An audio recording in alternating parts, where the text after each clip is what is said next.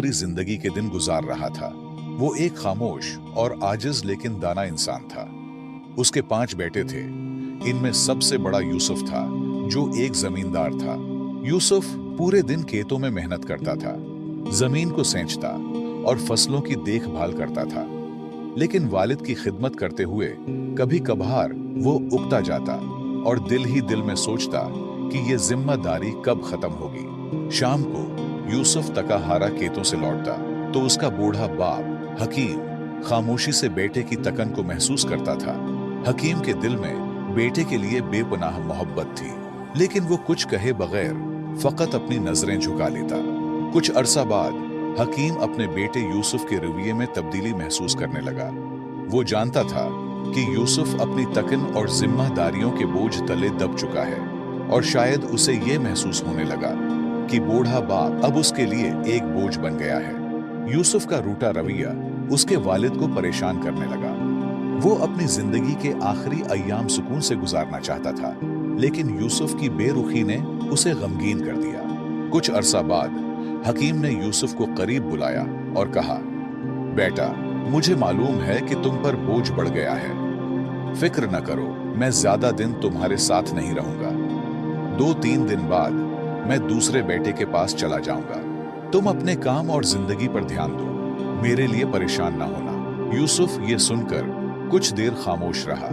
दिल में निदामत की हल्की सी लहर उठी, मगर उसके लबों पर कोई सख्त या रोकने वाले अल्फाज ना आए। कुछ दिन गुजारने के बाद बूढ़ा हकीम यूसुफ के घर से निकलकर दूसरे बेटे फारूक के पास चला गया, जो एक कामयाब ताजिर था और माल व दौलत की कमी न थी। बूढ़ा बाप फारूक के घर रहने लगा, लेकिन फारूक का रवैया भी काबिल अफसोस था। फारूक के लिए कारोबार की मसरूफियत ज्यादा अहम थी, जबकि उसकी बीवी सुसर को हमेशा नजरअंदाज करती और उनसे बात करने की जहमत भी न उठाती। हकीम दिन भर खामोशी से एक कोने में बैठा रहता, दिल में अपने बेटों की बदलती हुई मोहब्बत का गम लिए, मगर अपनी तकलीफ को कभी जुबान पर न लाता। बूढ़े हकीम का वक्त गमों के साथ गुजर रहा था। एक दिन फारूक ने अपने बीवी के बातों में आकर वालिद से कहा, बाबा, आपको मेरे साथ कारोबार में मदद करनी चाहिए, ताकि आपकी मौजूदगी का मुझे भी कुछ फायदा हो। ये सुनकर बूढ़ा हकीम खामोश रहा। उसकी झुकी हुई कमर, कमजोर हाथ और तका हुआ जिस्म इस बात की गवाही दे रहे थे कि वो अब किसी भी मेहनत के काबिल नहीं रहा। लेकिन उसने अपने बेटे की बात का बुरा नहीं मनाया, क्योंकि वो जानता था कि फारूक उसे सिर्फ जिम्मेदारी के पैमाने से देख रहा है, मोहब्बत के नहीं। सारी रात बूढ़े बाप की कांसी और दर्द भरी फरियाद से तंग होकर फारूक की बीवी ने कहा, ये बूढ़ा इंसान हमें मजीद परेशान कर रहा है। इनके और भी बच्चे तो है, वहां जाकर भी तो जिंदगी गुजार सकता है। फारूक भी एक कम ज़र्फ आदमी था। उसने अपने बूढ़े बाप से कहा, बाबा, अगर आप तंग हो तो कोई बात नहीं, चाहे तो दूसरे बेटे के पास चले जाएं। वहां आप सुकून से रहेंगे। आपके इलाज के लिए मैं पैसे भी दे दूंगा, फिक्र न करें। इन अल्फाज ने हकीम की इज्जत नफ्स पर एक और जख्म लगाया। फारूक ने मोहब्बत और तवज्जो की बजाय सिर्फ एक माकूल हल की बात की, जैसे बूढ़े वालिद की मौजूदगी का कोई एहसास न था, सिर्फ एक जिम्मेदारी का बोझ था जिसे उठाना पड़ा। बूढ़ा हकीम फारूक के हाथ से निकलकर तीसरे बेटे उस्मान के पास चला गया। उस्मान एक मेहनती किसान था और अपनी जमीनों पर काम करता था। उसने अपने वालिद का एहतराम किया, लेकिन उसके पास भी ज्यादा वक्त नहीं था। वो दिन भर खेतों में मसरूफ रहता और शाम को घर आकर बीवी बच्चों के साथ वक्त गुजारता। बूढ़े वालिद की बीमारी और दिल की गहरी उदासी पर उसका ध्यान कभी नहीं गया। उस्मान जब सुबह काम पर जाता तो उसकी बीवी हमेशा अपने बच्चों को सुसर के पास बिठाकर उनसे खेलने को कहती। बूढ़ा हकीम, जो बीमारियों और कमजोरी से कांप रहा था, ये मंजर देखकर दिल में शदीद गम का शिकार हो जाता। उस्मान के घर में वालिद की हालत मजीद खराब होती गई और आखिरकार वो वहां से भी चला गया। इस बार उसने चौथे बेटे अहमद के यहाँ जाने का फैसला किया। अहमद, जो कि एक धोखाबाज और लालची इंसान था, अपने वालिद को इस्तकबाल करने के लिए बहुत खुश था। अहमद की खुशी महज लालच के बायस थी, न कि अपने वालिद से मोहब्बत के। अहमद ने अपने वालिद को इज्जत दी और कहा, बाबा, आपको यहाँ रहने में कोई तकलीफ नहीं होगी। वक्त के साथ साथ अहमद को पता चला कि बूढ़े बाप के पास कोई माल दौलत नहीं है, तो उन्होंने भी बाप को नजरअंदाज करना शुरू कर दिया। अहमद की बीवी ने अपने ससुर को एक बोझ समझकर उसकी कोई खिदमत नहीं की, बल्कि उल्टा तकलीफ दी। वो हमेशा शिकायत करती रहती और बूढ़े को अपने कामों में रुकावट समझती। लेकिन बीवी की क्या कसूर, जबकि अपने बेटे रूठ चुके थे। अहमद भी अपने कारोबारी उमूर में इतना मग्न हो गया था कि उसने अपने वालिद की हालत पर कोई ध्यान नहीं दिया। इस दौरान बूढ़े की सेहत और जिस्मानी हालत तेजी से बिगड़ने लगी। आखिरकार एक दिन अहमद ने भी जवाब दे दिया और कहा, बाबा, तुम यहां नहीं रह सकते। मेरे पास इतना वक्त नहीं है कि तुम्हें हर वक्त देखूं। तुम्हें कहीं और जाना होगा। इसके बेदर्द अल्फाज पर बूढ़े हकीम ने दिल बर्दाश्ता होकर आखिरी बेटे अब्दुल्ला के यहाँ जाने का फैसला किया। अब्दुल्ला हकीम का सबसे छोटा और कम उम्र बेटा था, जो एक गरीब और मेहनती शख्स था।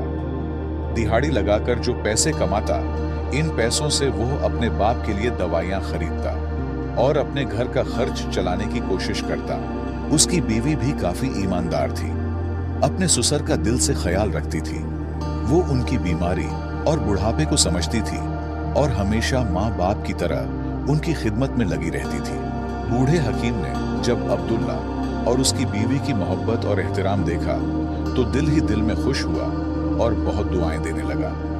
वक्त गुजरता गया और हकीम अपने छोटे बेटे के घर में खुशी खुशी जिंदगी गुजारने लगा। उसकी जिंदगी में सुकून और मोहब्बत वापस आई और वो इस बात पर शुक्रगुजार था कि आखिरकार उसे वो इज्जत मिला जिसका वो हमेशा से हकदार था। बिलाखिर हकीम की जिंदगी के आखिरी अय्याम शुरू हो गए और वो शदीद बीमार पड़ गया। अब्दुल्ला अपने बाप की हालत देखकर बेहद गमगीन होता और अक्सर रो पड़ता, क्योंकि वो अपने वालिद को एक बोझ नहीं बल्कि हकीकी मानों में बाप के रुतबे से देखता था।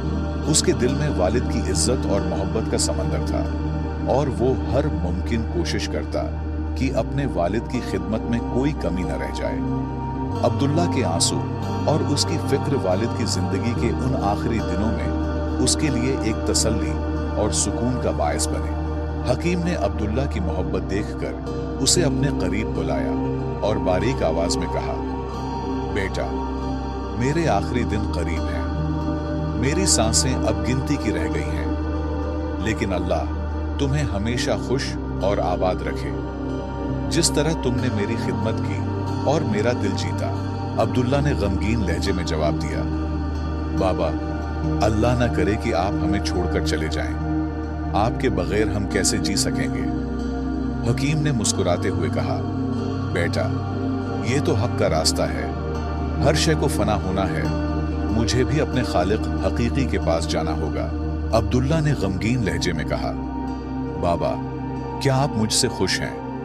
मैं वो खिदमत नहीं कर सका जिसके आप हकदार थे। मेरी बीवी भी कम अक्ल है, लेकिन अगर आपके दिल में कोई गिला शिकवा है तो हमें जरूर बताएं और अपना गम हल्का कीजिए। हकीम ने गहरी सांस ली और अब्दुल्ला को कहा, बेटा, एक आखिरी बात है जो मैं तुमसे कहना चाहता हूं और यह एक बड़ी अमानत है। मैंने अपनी जिंदगी में तुम पांचों बेटों का इम्तिहान लिया, लेकिन इस आजमाइश में सिर्फ तुम कामयाब हुए। बेटा, मेरे मरने के बाद तुम बगदाद की फुलां गली में जाबिर नाम के एक बूढ़े शख्स के पास जाओ। उसे मेरा नाम लेकर कहना कि हकीम वफात पा चुका है और वो अमानत जो मैंने उसके पास रखी थी वो तुम्हें दे दे। हकीम ने अब्दुल्ला के कंधे पर हाथ रखकर कहा, जो अमानत दे वो तुम्हारे लिए है। उसे अपने बीवी बच्चों की जिंदगी बेहतर बनाने के लिए इस्तेमाल करना। ये मेरा तुम्हारे लिए आखिरी तोहफा होगा और याद रखना, बाकी बाइयों को कुछ भी न देना। और बिलाखिर हकीम इस दुनिया से रुखसत हो गया। हकीम की वफात का गम अब्दुल्ला के दिल पर बिजली बनकर गिरा। उसकी आंखें आंसुओं से भरी हुई थीं और दिल में एक बेपनाह खालीपन था। उसकी बीवी भी शिद्दती गम से रोने लगी, क्योंकि उसने हकीम की खिदमत दिल से की थी और उनका एहतराम किया था।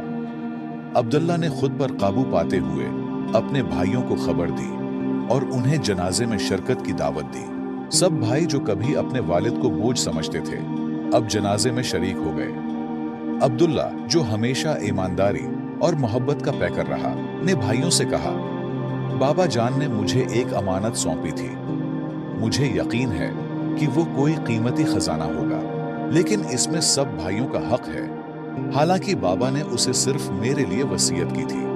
भाई, जो दिल में कहीं ना कहीं लालच रखते थे, फौरन बोले, अब्दुल्ला, जाओ और अमानत ले आओ। फिर उसे हम पांचों भाइयों में तकसीम कर देना ताकि सबको बराबर हिस्सा मिले। अब्दुल्ला ने ठीक वैसा ही किया जैसा उसने कहा था। वो बगदाद जाकर अमानत ले आया। जब उसने संदूक खोला तो वो हैरत में पड़ गया। संदूक में बगदाद के मशहूर बाजार के कई कीमती दुकानों के कागजात, जवाहरात जो उसकी मां के थे, और बहुत सी अशरफियां मौजूद थी। अब्दुल्ला ने अपनी दियानतदारी का सबूत देते हुए सब भाइयों को उनका हक दिया और खुद अपने हिस्से पर किनायत की। जिंदगी एक बार फिर बाप के साये के बगैर चलने लगी, लेकिन वक्त ने जल्द ही अपनी हकीकत दिखा दी। चंद माह बाद बड़े भाइयों में से एक अपने कारोबार में बुरी तरह फंस गया। गैर जिम्मेदारी और गलत फैसलों के बायस वो कर्ज में डूबता चला गया। हालात इस कदर खराब हो गए कि उसे अपना घर तक बेचना पड़ा। दूसरा भाई, जो कभी ऐश व इशरत की जिंदगी गुजारने का आदी था, एक दिन चोरी में मुलव्विस पाया गया। काजी ने उसे जेल भेजने का हुक्म दे दिया और उसकी जिंदगी की सारी साख तबाह हो गई। बाकी भाई भी सोने को हाथ लगाता तो मिट्टी बन जाता। ये सब नाकामियों को एक जवाब था, बाप की बद्दुआ। दूसरी तरफ अब्दुल्ला ने अपनी मेहनत से बगदाद में कारोबार शुरू कर दिया। वो कोफे से उम्दा कपड़ा खरीदकर बगदाद के बाजार में बेचता और वक्त के साथ काफी मुनाफा कमाने लगा।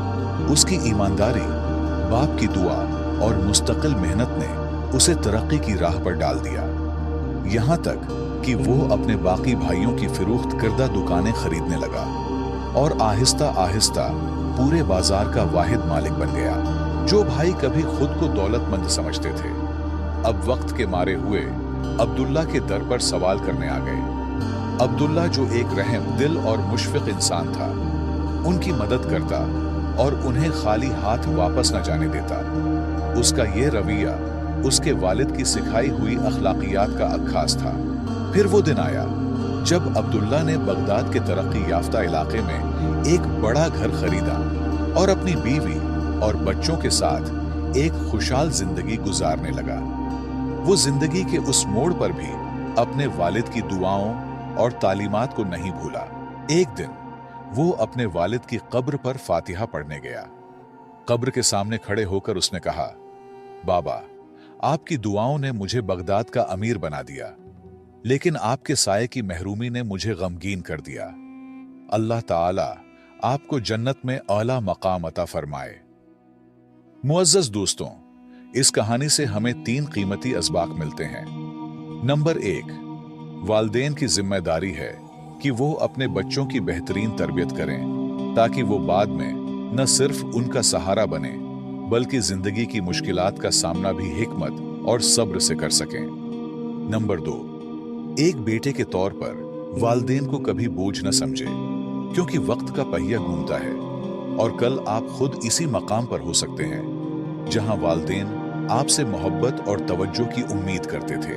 नंबर 3, वालिदैन के साथ मोहब्बत, इज्जत और अच्छा रवैया इख्तियार करना न सिर्फ आपके मुस्तकबिल को रोशन करता है बल्कि आखिरत में भी बेशुमार इनामात का बायस बनता है। वालिद चाहे जैसे भी हो, उनकी खिदमत बेटे का फर्ज है, क्योंकि उनकी दुआएं ही आपकी जिंदगी का सबसे बड़ा सरमाया है। मुझे उम्मीद है आपने इस कहानी से बहुत कुछ सीखा होगा। अगर आपको ये सबक आमूज कहानी पसंद आई हो और आपको मजीद पुरानी और नसीहत आमेज कहानियां सुनना पसंद है तो हमारे और आपके चैनल पुराने किस्से को लाजमी सब्सक्राइब करें, वीडियो को लाइक करें और अपने दोस्तों के साथ जरूर शेयर करें। इस वाक़ये के बारे में अपनी कीमती राय कमेंट्स में जरूर लिखें। आपकी राय हमारे लिए बहुत अहम है।